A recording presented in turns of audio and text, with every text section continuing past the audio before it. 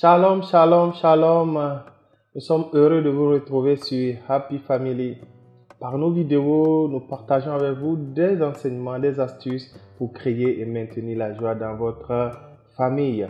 Aujourd'hui, nous avons un sujet et le sujet c'est la puissance de la pensée positive dans le couple.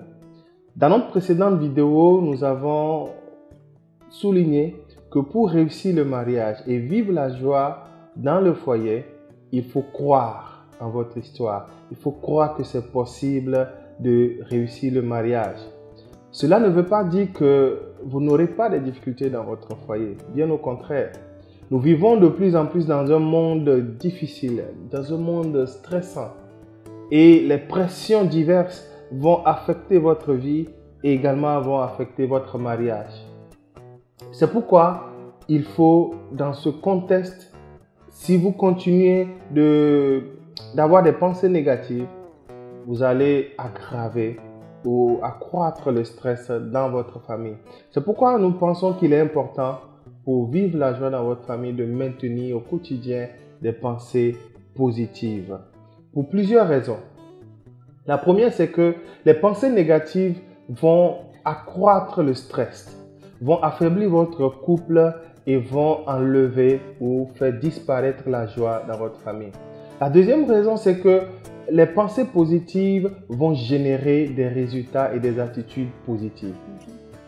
Et la troisième raison, c'est que les pensées positives vont vous permettre d'avoir une juste mesure des situations et de pouvoir ensemble travailler et trouver des solutions à vos difficultés. Alors, comment y arriver? Comment maintenir des pensées positives au quotidien?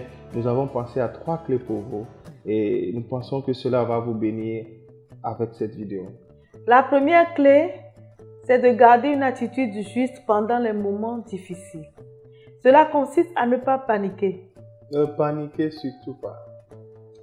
À considérer que c'est une épreuve, une situation à laquelle nous devons faire face ensemble et accepter d'en trouver une solution. Si nous prenons le cas de l'inflation, qui est la hausse des prix, la hausse généralisée des prix, cela peut diminuer le pouvoir d'achat d'un couple. Dans ce cas, le couple ne doit pas paniquer. Le couple doit savoir que c'est une situation à laquelle il devait faire face. Et le couple doit accepter la situation telle que ça se présente et à en trouver une solution. On peut proposer comme solution serrer la ceinture pour faire face à la situation ou bien de travailler doublement pour accroître les revenus afin de pouvoir faire face à la hausse des prix. La deuxième clé, c'est de garder en esprit le caractère éphémère des difficultés.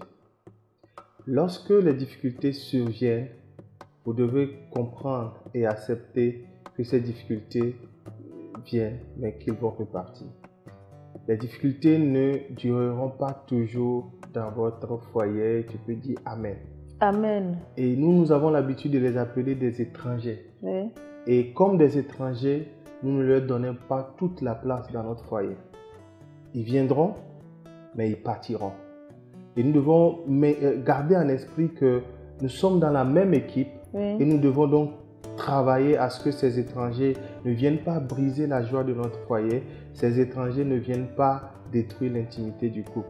Et ça, c'est également très important et cela vous permettra de garder en esprit des pensées positives, quelles que soient les situations. Si je prends l'exemple d'une situation de conflit, dans ce contexte, vous devez comprendre, vous devez accepter qu'il s'agit d'un conflit qui va partir un jour et le couple doit demeurer.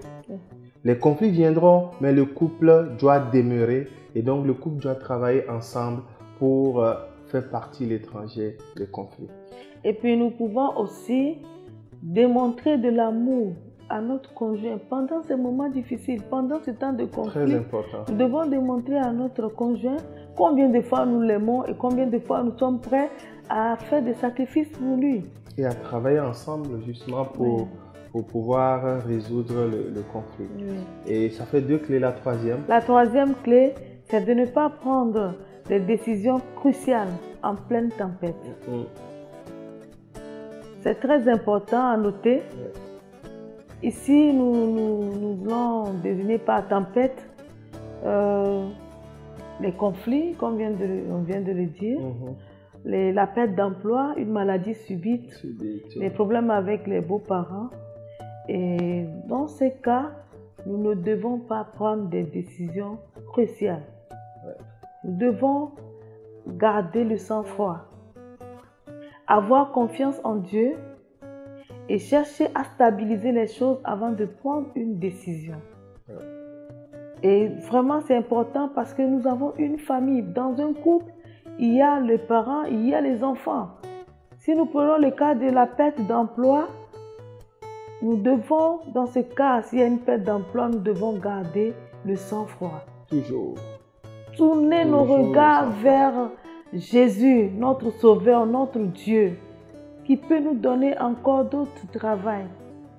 Et aussi chercher à stabiliser les choses. Nous pouvons aussi dire que peut-être c'est en pleine rentrée scolaire, bien en pleine année scolaire, que peut-être papa ou bien maman a perdu de l'emploi. Et si nous prenons une décision brusque, ça peut rejaillir sur l'étude des enfants, ça peut rejaillir sur madame, ainsi de suite.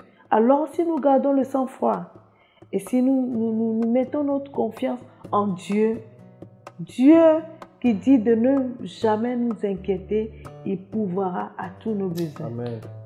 Si nous prenons également le cas d'une situation de colère excessive, ça peut arriver dans un couple. Pendant ces instants, la tendance généralement, c'est de pouvoir prendre des décisions importantes. Et ça, c'est une erreur qu'il ne faut pas commettre. Pendant ces moments de colère, vous devez garder votre sang-froid, comme on l'a déjà dit, et ne surtout pas prendre des décisions importantes sous l'effet de la colère, parce que vous le regretterez toujours. Donc, il faut garder son sang-froid et ensemble s'accorder pour trouver une solution aux problèmes qui se posent à vous. Donc, voilà les 3 clés que nous voulons partager avec vous pour maintenir des pensées positives au quotidien dans votre couple. Nous avons dit qu'il faut garder en esprit le caractère éphémère des difficultés. Nous avons dit également qu'il faut garder une attitude juste pendant les moments difficiles et d'éviter de prendre des décisions importantes et cruciales dans les difficultés. Donc voilà, nous pensons que ces différentes clés vous ont aidé.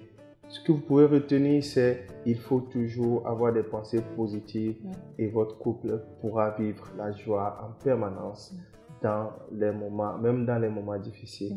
Alors que Dieu vous bénisse. Merci d'avoir suivi cette vidéo et à la prochaine. À la prochaine.